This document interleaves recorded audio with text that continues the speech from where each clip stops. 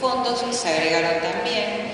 Hubo que poner un corte en la edad y se revisaron 2 o 3 veces porque se notaba que la gente mentía, es decir, como es un tema tabú, tenían miedo que esa información pudiera ir hacia, bueno, la gente la verdad es que asocia este tema a la policía, al juez, al fiscal, entonces este es un tema que había que trabajarlo mucho, ¿no? La encuesta se hizo, arrojó un resultado. Los problemas más graves de abuso que tenemos son con alcohol, medicamentos, los medicamentos, ya sea el abuso de la prescripción por parte de los médicos de aquellos medicamentos de tipos psicotrópicos. Es grave la cantidad de este tipo de medicamentos que se consume, es una adicción muy importante, en valores y términos proporcionales es la misma que en Londres, pero se ubica fundamentalmente en centros urbanos. Y de las sustancias ilegales, la primera que va a la cabeza es la marihuana, y la verdad es que el porcentaje del paco y del mal llamado paco y de algunos solventes es muy baja, pero está concentrada en lugares donde hay analfabetismo, primaria incompleta, grandes lugares de pobreza, marginalidad, con lo cual, si bien es muy poco el porcentaje a nivel nacional, yo les diría que es el más vulnerable, o sea que es como el que hay que abordar, porque éxtasis y cocaína aparece en otros sectores que en general tienen obra social, tienen prepaga, en general. Ahí entonces el comité se amplía y por eso termina siendo conformado por personalidades que son totalmente independientes, como la doctora Bagiberti, la doctora Alicia Gilone, el doctor Alberto Calabrese, que está a mi lado, el doctor Carlos Gamín de la Universidad de Buenos Aires, la doctora Napoli, es decir, las facultades, porque fuimos ampliando la presencia de universidades con el objetivo de hacer estudios sobre qué era el Paco, bueno, una cantidad de cosas. Y de magistrados independientes que no forman parte, no son funcionarios del Poder Ejecutivo, es decir, en este momento nosotros nos han ascendido.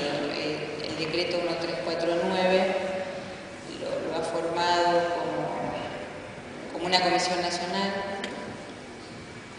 y bueno, y circunstancialmente la coordino, pero digamos, quiero decir que más allá además de la gente que conforma la comisión y un montón de gente que no la conforma, desde legisladores, profesionales de la salud, de la psiquiatría, universidades provinciales, que constantemente vienen, la iglesia, nosotros hemos tenido reuniones, sectores de la iglesia, con algunas ONG, para ir viendo, digamos, todos los aspectos.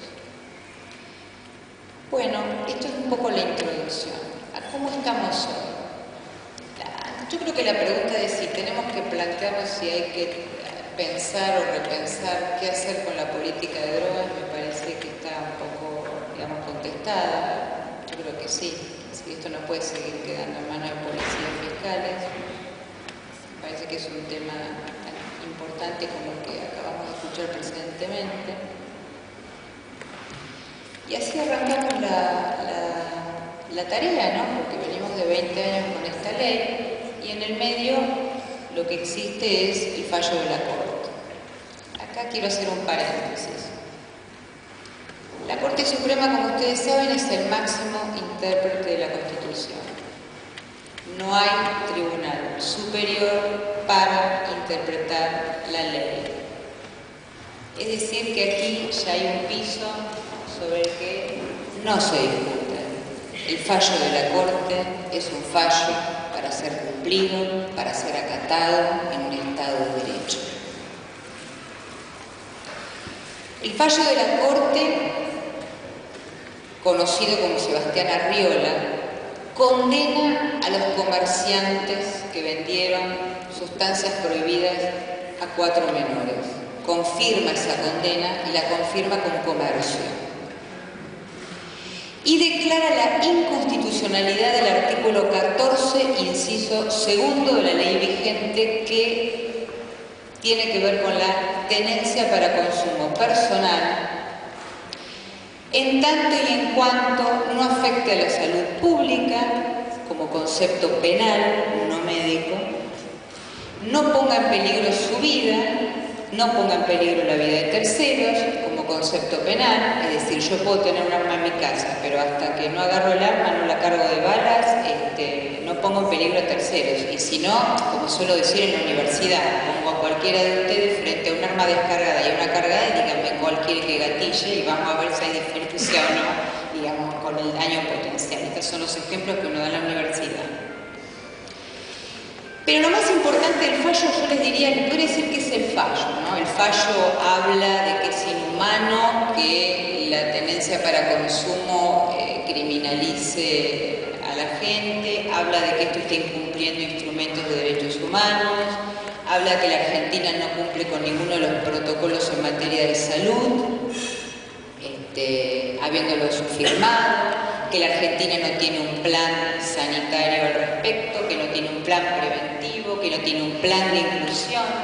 La Corte también dice que no se controlan los tratamientos, que los tratamientos son totalmente fuera de control, que están mezclados menores con adultos, que las ONG no tienen control, que ingresa y sale droga de algunos de estos lugares, que hay denuncias de torturas y que nadie las fiscalice y que violan los derechos humanos, que los equipos médicos no están controlados, que estos lugares no presentan balances, que las asignaciones de subsidios son discrecionales y que hay que ocuparse de este tema desde el lugar de la salud, la inclusión, habla sobre todo del tema de las menores y la información para que sepa todo el mundo qué ocurre cuando se entra en contacto con una sustancia legal o ilegal prohibida y cuáles son las consecuencias nocivas del abuso de esta sustancia para la salud, pero también, y esto me permito agregarlo, todos deben saber cuáles son las consecuencias legales negativas que trae también esto, no solamente sanitarias, ¿sí? Es decir, qué es lo que puede pasar con esto desde el punto de vista del derecho penal y del derecho civil. Y exhorta a los poderes públicos nacionales, provinciales, municipales, la Procuración General de la Nación y los procuradores, a readecuar la política criminal, es decir, a perseguir el comercio, el tráfico, la corrupción y el desvío de precursores químicos, y por el otro lado, cumplir con los instrumentos internacionales en materia de salud. No hay instancia superior a esto, es decir, que este es el fallo. ¿Qué puede pasar con alguna provincia que no esté de acuerdo con este fallo? Diga, no me gusta el fallo de la Corte. Debe adherirse a la desfederalización y hacerse cargo de los aspectos sanitarios, de inclusión y penales sola. Totalmente sola. Es decir, la única salida legal que tiene. Pero hacer un planteo legal, digamos, desde un gobierno provincial es imposible.